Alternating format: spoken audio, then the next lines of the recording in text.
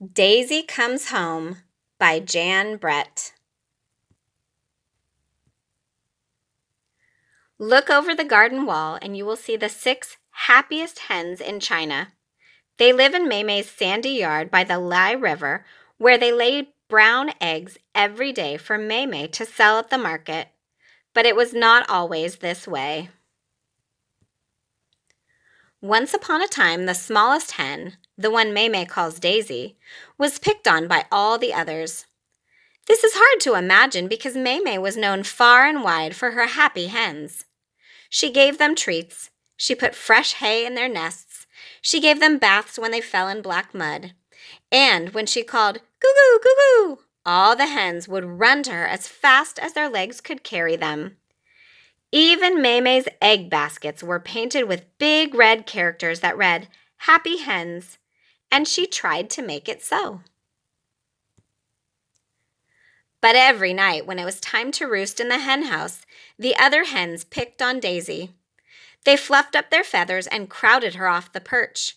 They jostled her until, peck, one or the other pushed her and thump, off she fell. Then the hens tucked their heads into their feathers and went to sleep, while poor little Daisy was stuck below on the damp mud floor, shivering and cold, until morning. One day it rained all day and the hens stayed inside. When it got dark, they flew up to their perch, except for Daisy. She had had enough of pushy hens and cold, damp floors. She went outside to find a place to spend the night. Down on the riverbank, she spied one of the market baskets. She snuggled in and fluffed up her feathers to stay warm. Daisy was sleeping and didn't see the river creeping up the bank from all the rain. And when the water reached her happy hen's basket, she didn't feel it float out onto the river. But when the basket started tipping and bobbing, Daisy woke up. She peeked out and saw a watery world all around her.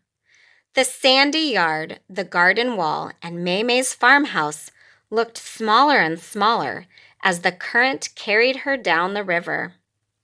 Finally, the basket bumped against a stone jetty where a houseboat was tied up.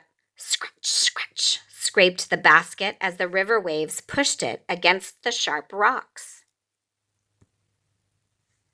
A dog was sitting up on the deck of the houseboat. When he saw the plump hen bobbing in the basket, he barked and scrambled toward her. Daisy squawked and pecked and beat the air with her wings.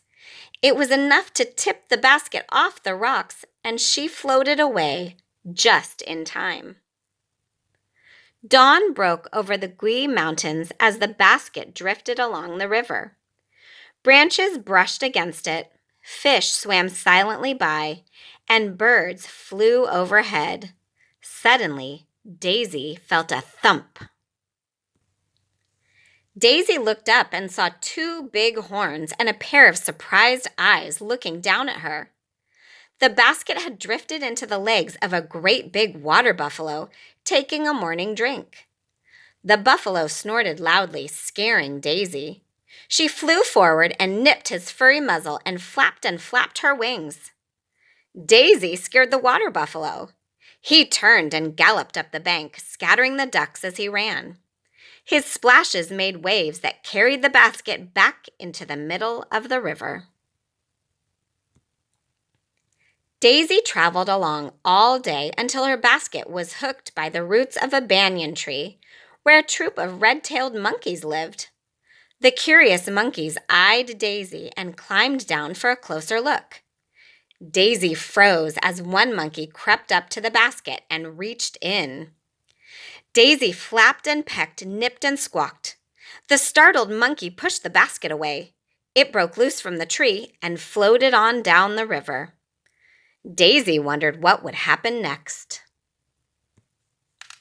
Up ahead, Daisy saw a fisherman with cormorants diving all around his bamboo boat. They were catching fish and taking them to him for a reward. The fisherman felt a soft bump behind him. Thinking it was a cormorant, he reached back and grabbed. How surprised he was to see that he was holding a hen instead of a cormorant. "Finders keepers," he exclaimed. "Little fish, big fish, silver fish, white fish. That's what I sell at the market. But today I will have this tender young chicken." He put a net over the basket and headed to shore with poor Daisy inside. At home, Maymay had looked all day and all night for her little Daisy. She wasn't in the hen house. She wasn't behind the farmhouse. She couldn't fly over the wall. Where is she? Maymay wondered, worried all the time about what had happened to Daisy. Finally, she knew that she had to go to the market. With a sad feeling, she packed her eggs in their baskets and started on her way. As the baskets swung back and forth, the red characters on the sides of her baskets made Maymay feel sadder and sadder. "Happy hens," she said aloud to herself. "What about my Daisy? Where can she be?" At the market, Maymay found a place and arranged the eggs in clean, sweet-smelling straw. All morning, shoppers bought her fresh brown eggs, but she couldn't stop thinking about her little lost hen. Maymay heard a voice calling to her. It was her friend Zhang, yelling from the back of a bike cart. "A fisherman has a happy hens basket," he shouted. "What?" she called, not understanding what he was saying. "A happy hens basket," he repeated. "You'd better hurry because he's showing off what's inside." "Daisy!" Maymay shouted. Maymay raced to where the fish were sold. There was Daisy, beautiful and plump in her basket, surrounded by a crowd, all wanting to buy her. "That's my hen!" she cried to the fisherman. But his face was like stone. She pointed to the red characters on the basket. "Happy hens," she said. The fisherman crossed his arms. "Finders keepers," he growled, and turned away to sell Daisy. Maymay was about to leave, but her eyes rested on those characters. Happy hens.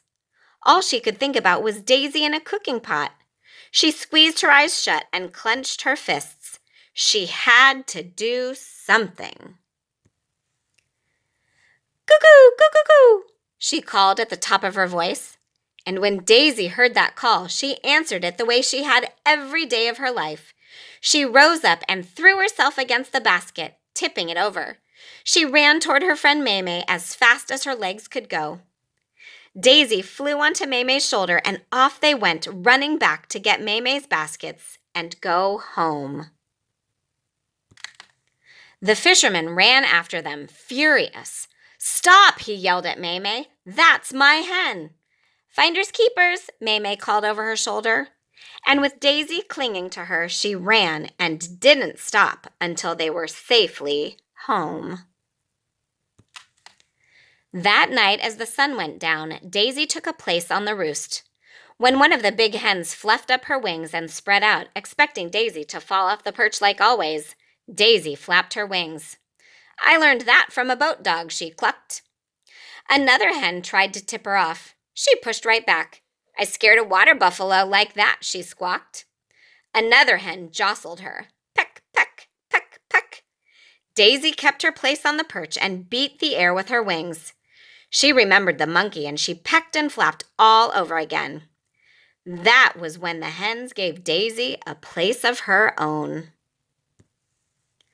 The lap, lap, lap of the river made a peaceful nighttime song.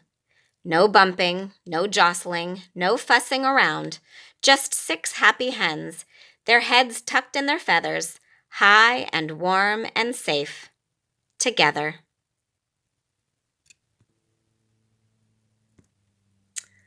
The end.